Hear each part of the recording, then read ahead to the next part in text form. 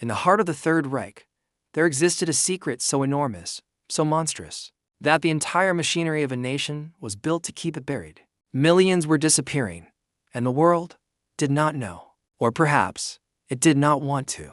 But one man, a prisoner, a witness, a ghost inside the machine, decided that silence was no longer something he could survive. He memorized what no one was supposed to see. He carried what no one was supposed to carry. And when he finally crossed that wire, he brought with him the most dangerous document in the world. The question is, did anyone listen? Welcome to WWII Mystery Story, a place where the forgotten corners of history are finally brought into the light. If this is the first time here, it would mean a great deal to have you stay. A simple click on that subscribe button keeps these stories alive. And for those who have been here a while, thank you sincerely for coming back. Now, where in the world is this story being watched from today? Drop a city, a country, or just a hello in the comments below. Every single one gets read, and every voice here matters. If real history, the kind that doesn't make it into textbooks, speaks to the heart, press that like button and turn on the bell. That way, not a single story gets missed. Now, let the story begin. Before the smoke, there was paperwork. That is the detail history tends to forget. The Holocaust did not begin with fire and silence. It began with memos, with stamps, with carefully chosen words designed to mean one thing on paper, and something entirely different in practice. The Nazi regime understood with cold precision that the greatest atrocities in human history do not survive exposure. They survive language. They survive bureaucracy. They survive the art of making the monster sound administrative. By 1942, that system had been perfected. The war-consuming Europe was not simply a military conflict. Beneath it, running parallel to the tank movements and the aerial campaigns, was a second operation, one with no battlefront, no declared enemy, no rules of engagement published in any international treaty. It was an operation of disappearance, of erasure, and it was moving faster than the world could comprehend, largely because the world had been given no clear window through which to see it. Auschwitz-Birkenau, located in occupied southern Poland, had evolved into something no language had yet been invented to fully describe. It was not a prison in any traditional sense. It was not a labor camp in the way that term was understood. It was a facility designed with one primary function, and that function had been wrapped in enough layers of classification, code, and deliberate misdirection to keep even its own prisoners from grasping the full picture of what surrounded them. Transports arrived daily. Families stepped off cattle cars, blinking in the gray Polish light, carrying luggage they had been told to pack carefully for resettlement. There was no resettlement. There never had been. Into this world, in the summer of 1942, arrived a 19-year-old Slovak Jew named Rudolf Vrba.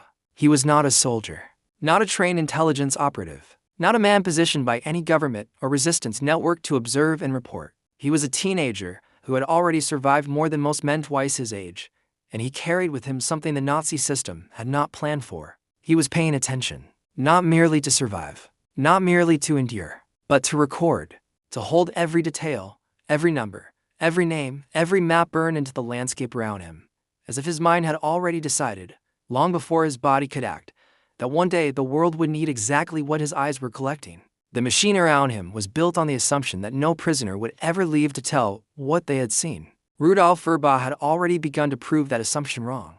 If this story is gripping from the very first page of history, press that like button and share it with someone who loves the real, unfiltered past. These stories deserve to be heard.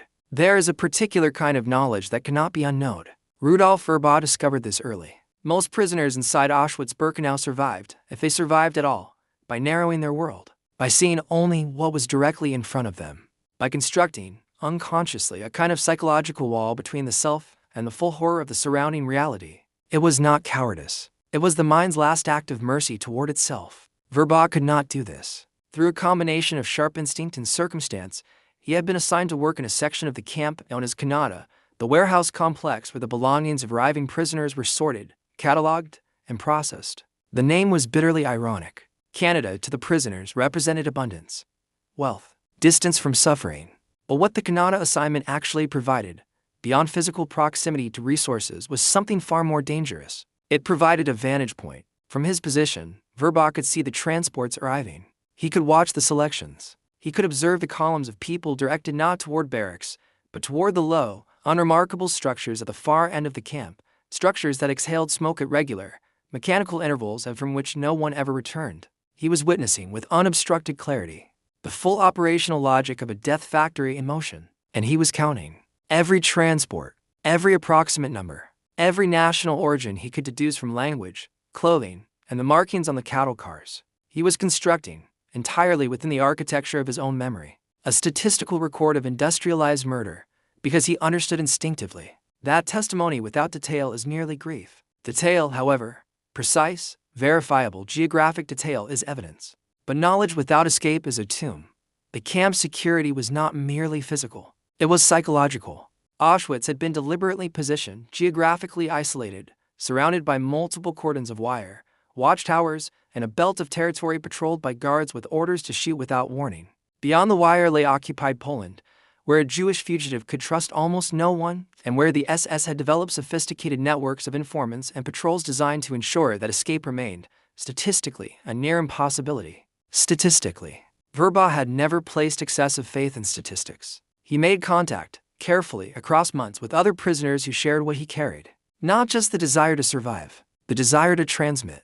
Among them was Alfred Wetzler, a fellow Slovak Jew, quiet and precise, who understood exactly what Verba was proposing and agreed without hesitation to the terms. The terms were simple. They would get out, or they would not come back at all. April 7, 1944 began like every other morning inside Auschwitz. The roll calls, the gray light, the smoke.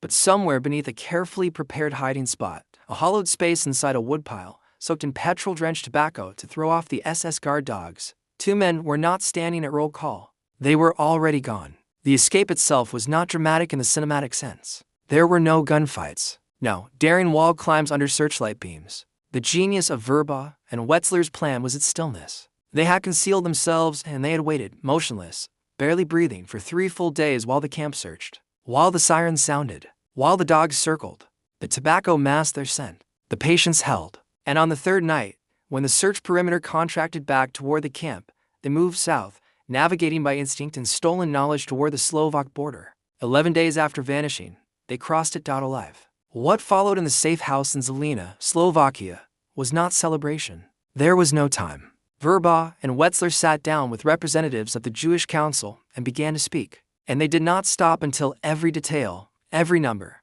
every geography, every operational mechanism of what they had witnessed had been committed to paper with the systematic precision of men who had rehearsed this moment 10,000 times inside their own minds. The result was 32 pages. 32 pages that represented the most detailed, accurate, and damning eyewitness account of Auschwitz ever produced by someone who had walked out of it breathing.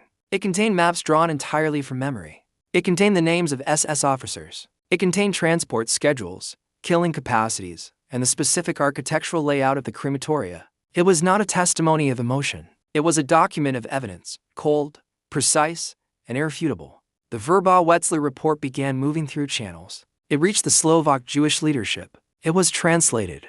It was passed to the Vatican. It reached the War Refugee Board in Washington. It landed on the desks of allied governments who, by this point, could no longer claim they did not know. And here, precisely here, is where the story becomes not just historical. It becomes a moral reckoning. Because the report arrived in late June of 1944. At that moment, approximately 437,000 Hungarian Jews had already been deported to Auschwitz in less than 2 months, the fastest single mass deportation of the entire war. And the machinery was still running. The information existed. The evidence was in hand. The question of what the world did next is not a footnote. It is the entire weight of the story. This is the moment history turns, and the questions it leaves behind have never fully been answered. What does it say about power, about politics, about humanity itself, when the truth arrives and the response is silence? Drop your thoughts in the comments below. This conversation matters. History remembers its heroes in monuments and museums. What it buries, quietly, consistently, is its own hesitation. The Verba-Wetzler report did not stop the Holocaust. That truth must be stated plainly, without softening.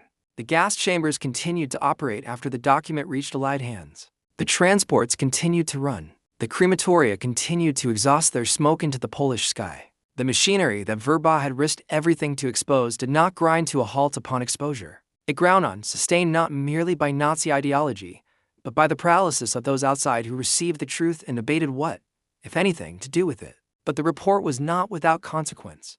When the Verba-Wetzler document was finally published, broadcast over BBC radio and printed in international press in late June and July of 1944, something shifted.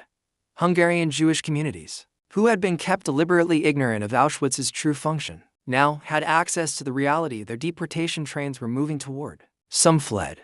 Some went into hiding.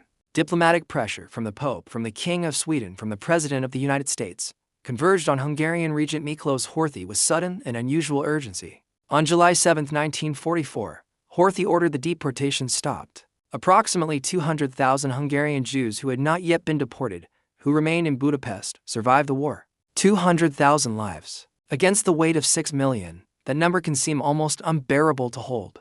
But Rudolf Verba held it. He carried it forward not as comfort, but as evidence of a principle he had staked everything on. That truth, when precise enough, when documented enough, when forced into the open with enough inignorable detail, retains the power to move the world. Even a reluctant world. Even a slow one. Verba survived the war. He went on to study pharmacology, earning a doctorate and building a distinguished academic career. Eventually becoming a professor at the University of British Columbia, he testified at the trial of Adolf Eichmann.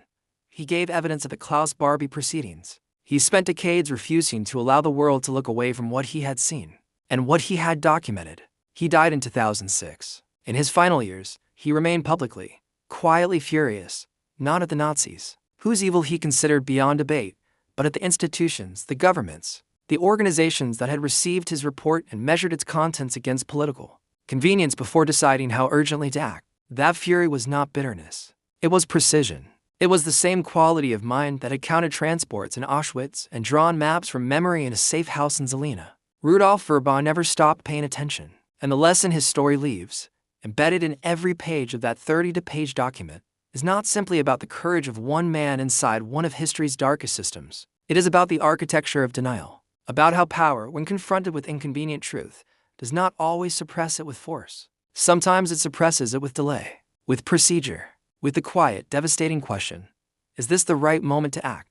There is never a perfect moment to act against atrocity. There is only the moment the truth arrives, and the choice made in the seconds that follow. Rudolf Verba made his choice inside a death camp with nothing but his memory and his will. The world, given every tool, and every document, and every coordinate, took considerably longer. And that is where this story rests, not with an easy answer, but with a question that belongs to every generation that inherits history. If this story moved something in you, please share it.